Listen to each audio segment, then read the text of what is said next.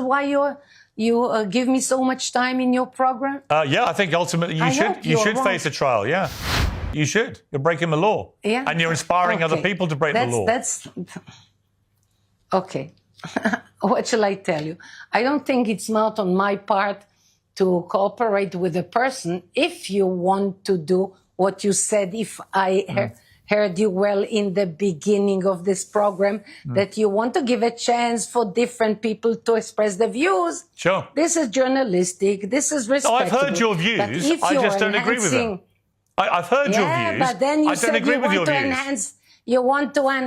You want to enhance the chance that I will be put to trial. Well, I am not sure this is journalistic, but I'm with you in your hands now until this interview is finished. I noticed that your decision. I noticed that so far you haven't referred to the people of Gaza or the West Bank as Palestinians. Do you believe they're called Palestinians? Palestine the name was given by Adrian, the emperor of Rome, who wanted to obliterate, to put an end to the Jewish existence in the world. So he gave a peculiar name to Jerusalem, Ilia Capitolina, and Israel, Palestina. And he tried very hard. And indeed, we were dispersed. And somehow, after so many years and so much persecution, we returned. And we are a successful nation. Are they Palestinians? So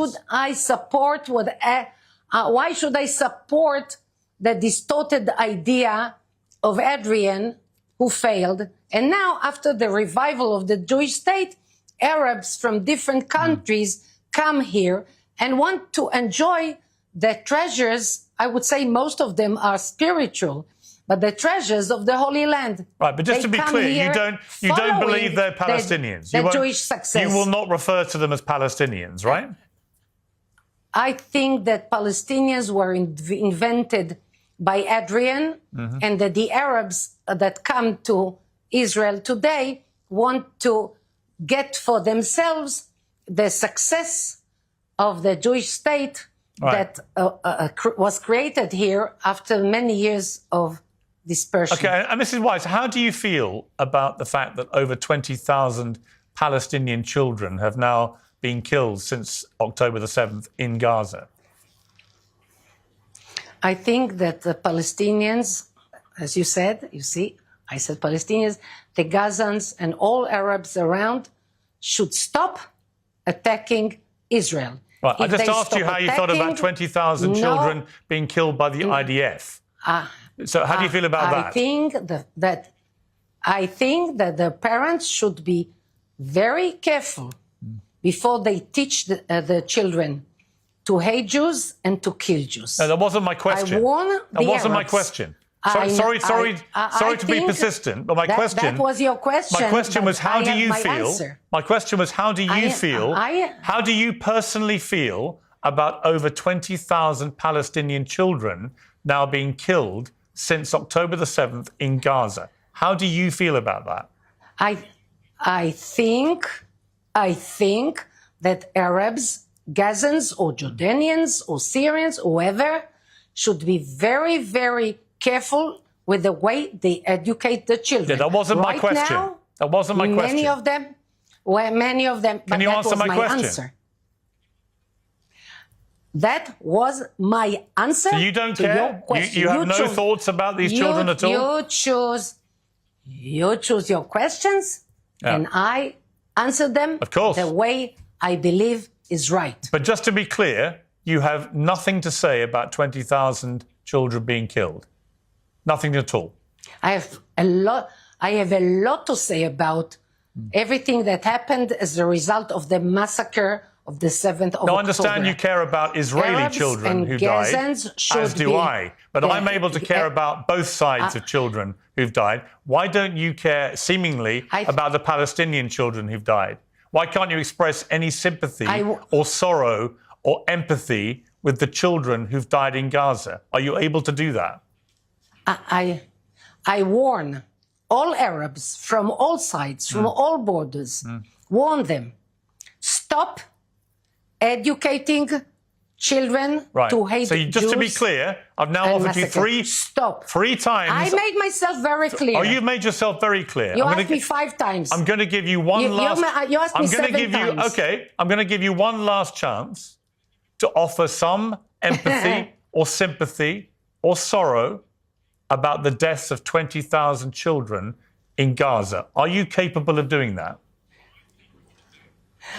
I can tell you that had you cared, and I don't believe you that you care a tiny bit about one killed person, if you do not use the means that you have as a media person to stop educating children. I gave you 4 chances.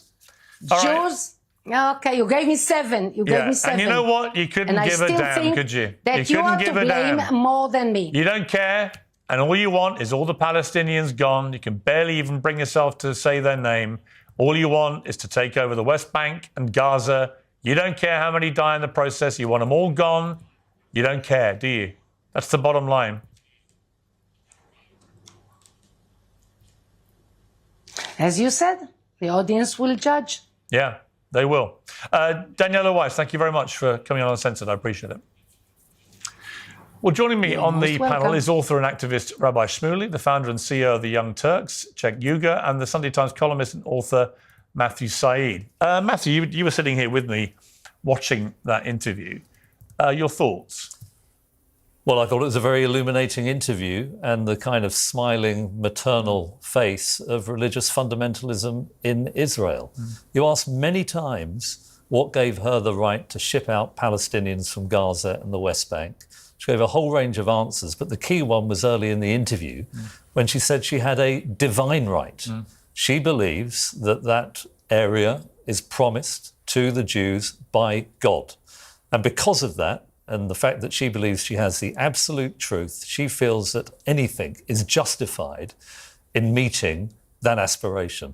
I've written a lot about this conflict, and I focused, I think rightly in many ways, on the fundamentalism of Hamas. They also think they've got absolute truth. They think they are justified in killing infidels and killing Jews.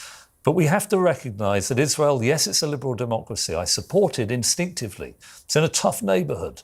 But there are, within Israel, fundamentalists. And what worries me the most, Piers, is that within the Israeli cabinet, Smotrich, Ben-Gvir, these are fundamentalists, nationalists. They have the ear of Netanyahu. And ever more, I get the sense that they are nudging the administration towards more carnage, more bloodshed. It's obliterating the image of Israel in the wider world, it seems to me, with no strategic objective in sight. And it was so interesting to listen to her and to see her implacability. Yeah, I mean, Cenk, I found the constant smirking, the total refusal to offer any personal sorrow or empathy or sympathy with these kids who've been killed. You know, not even to try and phrase it as, you know, unfortunately, this is collateral damage in war. Nothing. No attempt to offer anything at all.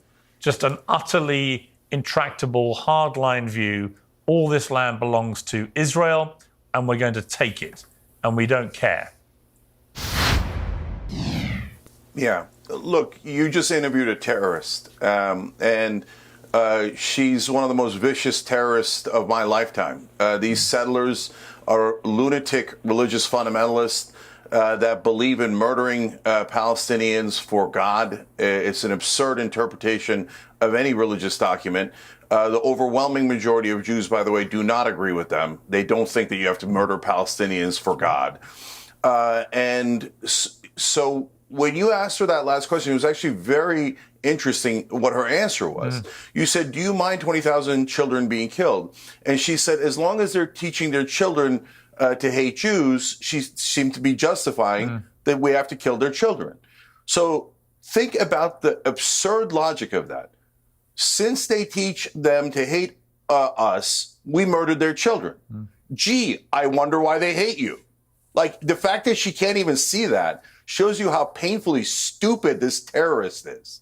So I'm done. You guys are way too polite to Israel. Israel is a terrorist state. I'm not interested in it. I'm not interested in supporting it. I'm not interested in having them steal more Arab land. And I said to you, Piers, a long time ago, that this was never about self-defense. This was about taking Gaza. Well, I was right. I've been proven right by Netanyahu and their terrorist government. I called them terrorists, and I said that they would kill more civilians than Hamas. Are you kidding me? They've now, get a load of this fact. Hamas killed 815 civilians on October 7th. Terrible. We've all condemned it 1,000 times. Now, Israel has killed 870 Palestinians under the age of 1. They have killed more Palestinian babies than Hamas killed civilians on October 7th. And every time it's a justification. No, we talked to God. God told us to steal Arab land. God told us to murder Arab children. What kind of sick state is this? When I saw her and smiling, like you said, and smirking, now when I see a lot of these Israeli leaders, I feel like I'm looking at Germans telling us, no, it's okay. We can do this to the Jews. There's going to be no consequences. And their smugness partly, Piers, has to do with the fact that they think we own America. There's nothing you can do. We control the largest military in the history of the world. We can get them to do whatever we want because AIPAC has bought the entire U.S. government.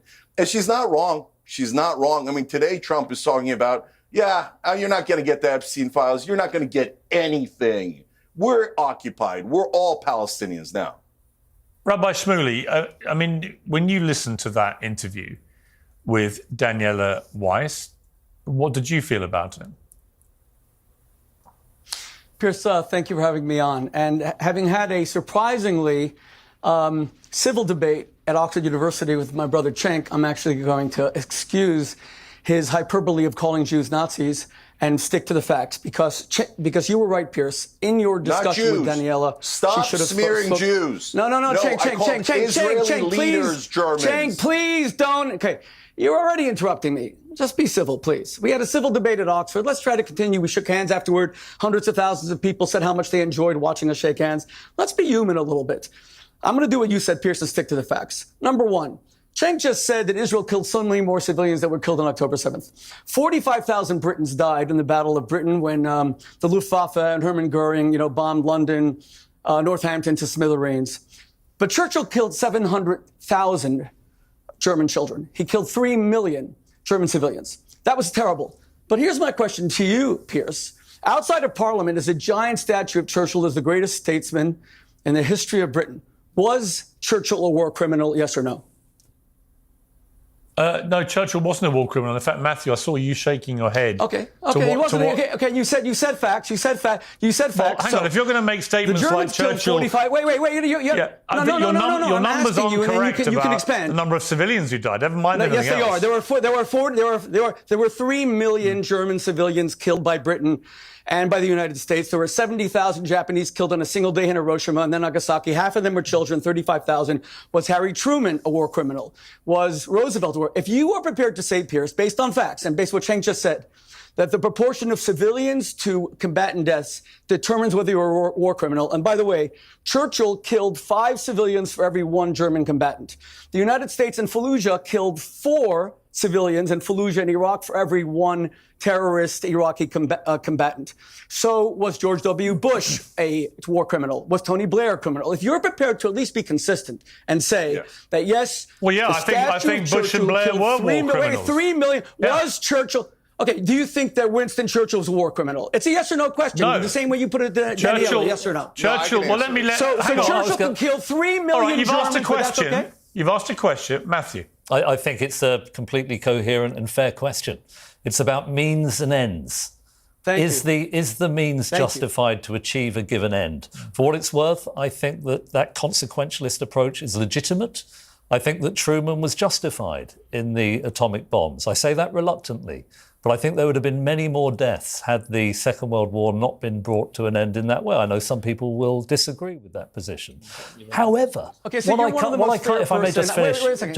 most fair person that I've ever spoken to about on this show. All I'm saying is, let's be clear.